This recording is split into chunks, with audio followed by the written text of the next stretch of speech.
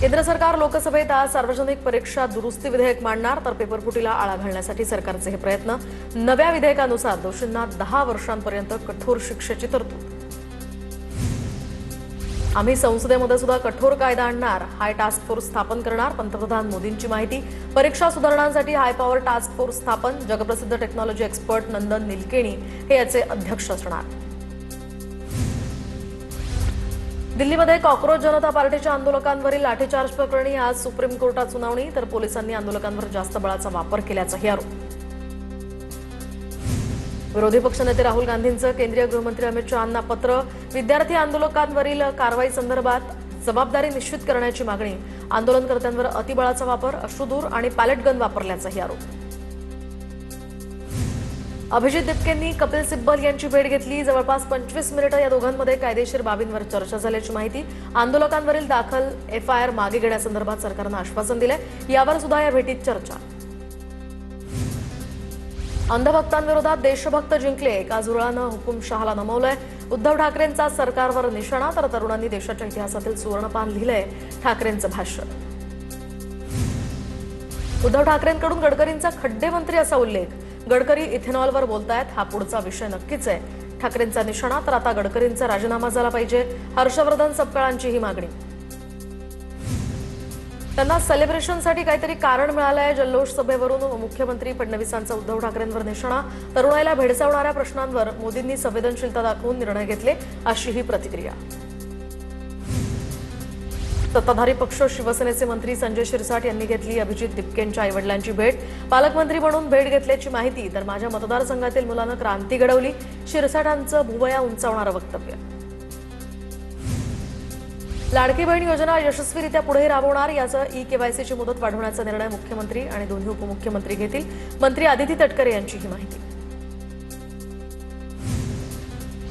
महाराष्ट्रातील उर्वरित जिल्हा परिषदा आणि पंचायत समिती निवडणुकांसंदर्भात आज सुप्रीम कोर्टात सुनावणी, निवडणुकांचे वेळापत्रक सादर करण्याचे कोर्टाचे निर्देश। तर आज निवडणुकांच्या तारखांसंदर्भात स्पष्टता होण्याचीही शक्यता।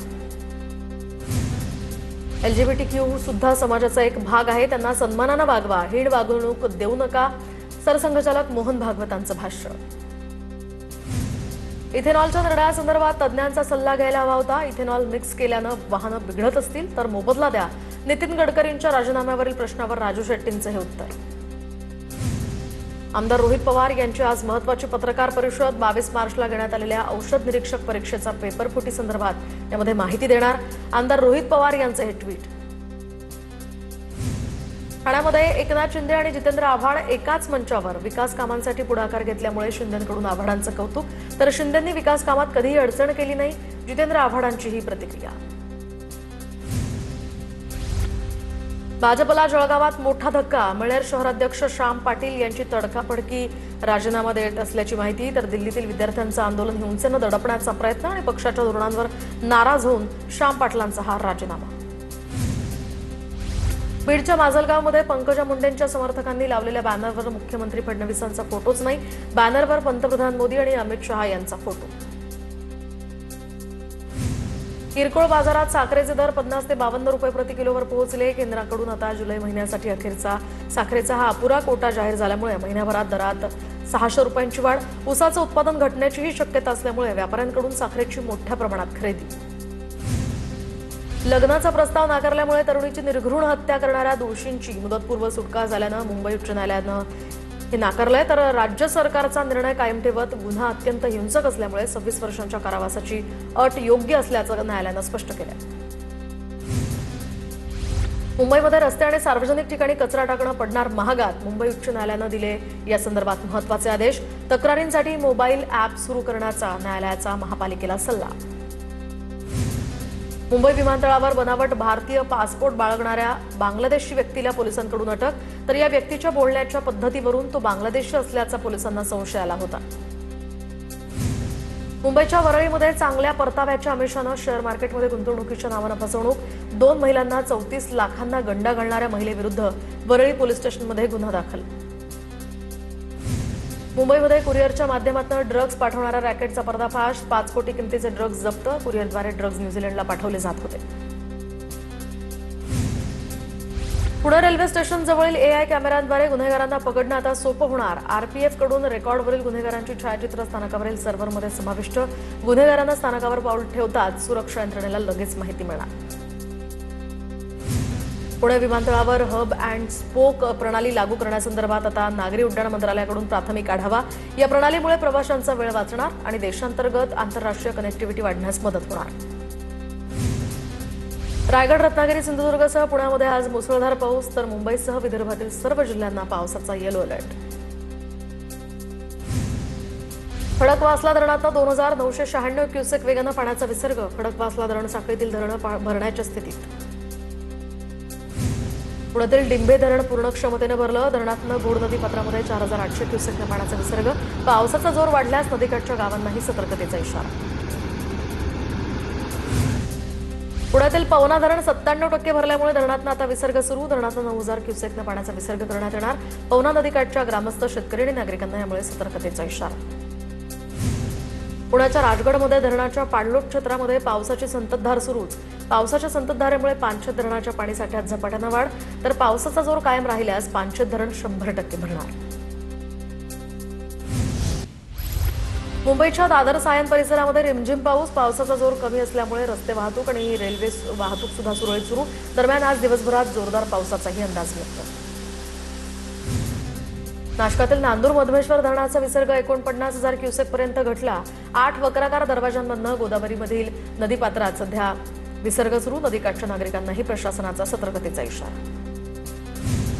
नाशिकच्या इगतपुरीमधील गोळीबारवाडी रस्ता पाण्याखाली गेल्यामुळे 35 ते 40 आदिवासी घरांचा शहराशी संपर्क तुटला।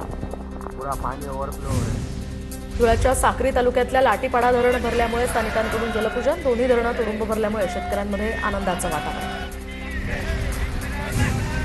ठाण्याच्या शहापूरमधील डोलखांब परिसरामध्ये ढगफुटीचं दृश्य पाऊस। मुसळधार पावसामुळे डोलखांब बाजारपेठेतही पाणी शिरलं। फळ विक्रेते, दुकानदारांचं यामुळे मोठं नुकसान। सिंधुदुर्गातील आंबोली धबधब्यावर पर्यटकांची गर्दी। राज्यासह गोवा, कर्नाटकातील पर्यटक सुद्धा आंबोली धबधब्यावर।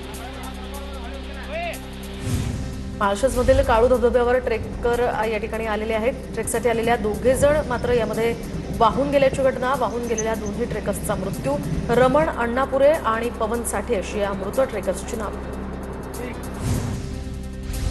नाशिक जिल्ह्यामध्ये पावसाची उघडीप, तर आता 96 तासांनंतर निफाड सिन्नर राज्यमार्गावरील पूल वाहतुकीसाठी खुला। पूल बंद असल्यामुळे अनेक गावांचा संपर्क तुटला होता। परळी शहरासह परिसरामध्ये पावसाची दमदार हजेरी। तासाभराच्या पावसामध्ये रस्ते जलमय, मात्र अद्यापही मोठ्या पावसाची प्रतीक्षा कायम। मेळघाटातील टिटंबा आश्रमशाळेतील 70 विद्यार्थ्यांना अन्नातनं विषबाधा। घटनेची गंभीर दखल घेत राज्याचे आदिवासी विकास मंत्री अशोक उईकेंची आश्रमशाळेला भेट। कंत्राटदारावर गुन्हा दाखल करण्याचेही आदेश। पुणे जिल्ह्यातील 61,000 शेतकऱ्यांना कर्जमुक्ती योजनेचा लाभ मिळणार। अद्यापही जिल्ह्यामध्ये 46,000 शेतकऱ्यांची यादी लवकरच प्रसिद्ध होणार। सहकार विभागाची ही माहिती। कर्जमाफी योजनेतील धाराशिव जिल्ह्यातील पात्र उमेदवारांची यादी जाहीर। दुसऱ्या यादीमध्ये धाराशिव जिल्ह्यातील 46,000 शेतकऱ्यांचा समावेश। 2 दिवसात आधार प्रमाणीकरणाचं आवाहन। गोंदियाच्या कटंगीमध्ये पात्र शेतकऱ्यांना कर्जमुक्ती प्रमाणपत्राचं वाटप। राज्य सरकारच्या कर्जमुक्तीमुळे अनेक शेतकरी कुटुंबियांना दिलासा मिळणार। चंद्रपूर जिल्ह्यामध्ये 36,757 शेतकरी कर्जमाफीसाठी पात्र शेतकऱ्यांची यादीही जाहीर, तर शेतकऱ्यांची 276 कोटी 71 लाखांची कर्जमाफी होणार। नाशिकच्या सिन्नरमधील मरळजवळ समृद्धी महामार्गालगत अज्ञात वाहनानं विषारी आणि धोकादायक रसायन ओतलं। नागरिकांच्या आरोग्यासह शेतीही यामुळे धोक्यात। संबंधित टँकर चालकाला तातडीनं शोध घेऊन अटक करण्याची मागणी। सोलापुरात सुशील नगर भागामध्ये आई मुलीनं आयुष्य संपवलं। रेल्वेखाली झोकून देत मायलेकींनी आयुष्य संपवलं। मायलेकींनी टोकाचा निर्णय का घेतला याचं कारण अद्याप अस्पष्ट। जळगावमध्ये पतीकडून पत्नीची हत्या। शेत विकण्यावरून पती पत्नीमध्ये वाद झाल्यानंतर हत्या। भडगाव तालुक्यातील वसंतवाडी तांडामधील ही घटना। आरोपी पती आत्माराम राठोड पोलिसांच्या ताब्यात। अहिल्यानगरच्या कर्जतमध्ये नीट परीक्षेत कमी गुण मिळाल्यामुळे विद्यार्थिनीनं जीवन संपवलं। कुटुंबियांची माहिती। खासदार निलेश लंके यांच्याकडून कुटुंबियांची भेट। कल्याणच्या आंबिवलीमध्ये एनआरसी कंपनीची संरक्षक भिंत धावत्या रिक्षावर कोसळली। रिक्षाचालक जखमी। दरम्यान नागरिकांकडून या विरोधात संताप व्यक्त। कोट्यवधींच्या माणगाव तहसील कार्यालयामध्ये शौचालयाच्या असह्य दुर्गंधीमुळे नागरिक त्रस्त. स्वच्छ भारतच्या दाव्यांवर यामुळे प्रश्नचिन्ह. प्रशासनाच्या दुर्लक्षामुळे संतापाची लाट. वर्धा जिल्ह्यामध्ये खरीप हंगामाची पेरणी आता अंतिम टप्प्यात. सुमारे 98% क्षेत्रावर पेरण्या पूर्ण. कापसाच्या लागवड क्षेत्रामध्ये सुद्धा वाढ, तर सोयाबीनच्या लागवड क्षेत्रात घट. रायगड जिल्ह्यातील लोणेरे पन्हाळघर या भागामध्ये भात लावणीच्या कामांना वेग. शेतात साचलेल्या पाण्यामध्ये उतरून शेतकऱ्यांकडून भात लावणी सुरू. पुण्यातील आंबेगाव परिसरात औषधी इंजेक्शन्सचा नशेसाठी वापर. आंबेगाव पोलिसांकडून 5 जणांना अटक. आरोपीकडनं इंजेक्शनच्या 50 बाटल्या जप्त. पिंपरी चिंचवड शहरातनं जाणाऱ्या जुन्या मुंबई पुणे महामार्गावर खड्ड्यांचं साम्राज्य. पुण्याच्या दिशेनं जाणाऱ्या मार्गिकेवर खड्डेच खड्डे. खड्ड्यांची तात्काळ दुरुस्ती करण्याची नागरिकांची मागणी. रायगडच्या रोहा मुरुड मार्गावर खड्ड्यांचं साम्राज्य. छोट्या मोठ्या गावांना जोडणाऱ्या रस्त्यांवर ठिकठिकाणी खड्डे पडलेत. या खड्ड्यांमध्ये पाणी साचत असल्यामुळे अपघाताचाही धोका. रस्त्यांची तात्काळ दुरुस्ती करण्याची मागणी. जळगावमधील यावल भुसावळ रस्त्याची दैना. खड्ड्यांमुळे वाहन चालक त्रस्त. खड्ड्यांमध्ये पाणी साचत असल्यामुळे वाहनं चालवणं झालं कठीण. लवकरात लवकर हा रस्ता दुरुस्त करण्याचीही मागणी. गोंदिया जिल्ह्यातील दरेकसा परिसरामध्ये मलेरियाचं थैमान. दरेकसा आरोग्य केंद्रांतर्गत येणाऱ्या परिसरामध्ये 25 जणांना मलेरियाची लागण, तर पोलीस जवानासह 4 प्रकृती गंभीर असल्याचीही माहिती. अकोल्यामध्ये पोलीस कर्मचाऱ्याच्या अत्याचारानंतर पीडित अल्पवयीन मुलीचा उपचारादरम्यान मृत्यू. पीडितेच्या मृत्यूनंतर ग्रामस्थांचा संताप. आरोपी पोलिसांच्या अटकेसाठी कुटुंबियांचा रास्ता रोको. नागपुरातील मानेवाडा घाटाजवळ जुन्या वादातनं दोघांवर हल्ला. हल्ल्यामध्ये एकाचा मृत्यू तर 1 जण गंभीर जखमी. पवन सूर्यवंशी असं हत्या झालेल्या तरुणाचं नाव, तर अमन काळे हा गंभीर जखमी. हल्ला झालेले दोघेही गुन्हेगारी प्रवृत्तीचं असल्याची माहिती. तर हत्या प्रकरणामध्ये 5 आरोपी ताब्यात. अनुसूचित जाती आरक्षणावरील उपवर्गीकरणाविरोधात आरपीआय आठवले गटाकडून निदर्शनं, तर आरपीआय आठवले गटाचे प्रदेशाध्यक्ष राजाभाऊ सरवदे यांच्या नेतृत्वात निदर्शनं.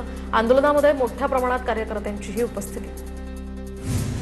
नाशिकच्या कळवणमध्ये मध्यरात्री भूकंपाचे सौम्य धक्के. पश्चिम पट्ट्यातील दळवट भागामध्ये भूकंपाचे सौम्य धक्के. रात्रीच्या सुमारास घराचे पत्रे, भिंत, खिडकीमध्ये हालचाल. नागरिकांना साधारणतः 20 ते 30 सेकंद हे धक्के जाणवले. बुलढाणा जिल्हा सहकारी बँक निवडणुकीसाठी 298 नामनिर्देशन अर्ज. 21 जागांसाठी निवडणूक होणार. जिल्हा बँक निवडणुकीमध्ये सर्वपक्षीय पॅनल्सची चाचपणी. नव्या चेहऱ्यांना संधी मिळण्याचीही शक्यता. सांगलीमध्ये शिक्षकांच्या सभेत पुन्हा राडा. सोसायटीच्या 93व्या वार्षिक सभेमध्ये हा गोंधळ आणि धक्काबुक्की. दरम्यान सत्ताधाऱ्यांच्या गैरकारभारावरून विरोधक आक्रमक झाले, तर विरोधकांनी माईक फेकून सभा उधळवण्याचाही प्रयत्न केल्याचा आरोप सत्ताधाऱ्यांनी केलाय. अखेर विरोधकांच्या गदारोळातच ही सभा घाईघाईने रोखण्यात आली. छत्रपती संभाजीनगर जिल्ह्यामध्ये एफडीएच्या ऑनलाईन पोर्टलला नागरिकांचा चांगला प्रतिसाद. गेल्या 10 दिवसात 62 ऑनलाईन तक्रारींची नोंद, तर अस्वच्छ हॉटेल्स, खाद्यपदार्थांची अस्वच्छ साठवणूक याच्या सर्वाधिक तक्रारी. बीडच्या परळी तीर्थक्षेत्र विकासाचं काम रखडलं. भाविकांना यंदाही उत्तर पायऱ्यांवरच उभं राहून दर्शन घ्यावं लागणार. तत्कालीन मुख्यमंत्री एकनाथ शिंदे, उपमुख्यमंत्री देवेंद्र फडणवीस आणि स्वर्गीय अजित पवार यांनी केलं होतं कामाचं भूमिपूजन. रत्नागिरीमधील गोपाळगड किल्ला शासनाच्या ताब्यात येणार. पुरातत्व विभागाची भूसंपादन प्रक्रिया सुरू. किल्ला खासगी मालमत्ता असून किल्ला शासनानं आता ताब्यात घेतल्यास संवर्धन आणि जतन होण्यास मदत होणार. बीडच्या खळेगावात पावसाअभावी जळालेल्या संत्र्यांच्या बागेमध्ये शेतकऱ्यांचं उपोषण सुरू. खरीप पिकांचं पंचनामे करून या ठिकाणी हेक्टरी 70,000 आणि दुबार पेरणीसाठी आर्थिक मदतीच्या मागणीसाठी उपोषण सुरू आहे. नागपूरच्या हिवरीनगरमधील 17 वर्षीय प्रियांशू गुरवे याचा आडका शिवारातील नाल्यामध्ये पोहताना बुडून मृत्यू. कोळी बांधवांनी शोधमोहीम राबवून मृतदेह बाहेर काढलाय. बडोदा पोलिसांकडून आता पुढील तपास. पुण्याच्या शिरूरमधील गुणाट परिसरामध्ये उसाच्या शेतात बिबट्याचं दर्शन. बिबट्या दिसल्यामुळे नागरिकांमध्ये भीतीचं वातावरण. बीडच्या खळेगावात पावसाअभावी जळालेल्या संत्र्याच्या बागेत शेतकऱ्यांचं उपोषण सुरू. खरीप पिकांचे पंचनामे करून हेक्टरी 70,000 आणि दुबार पेरणीसाठी आर्थिक मदतीच्या मागणीसाठी हे उपोषण.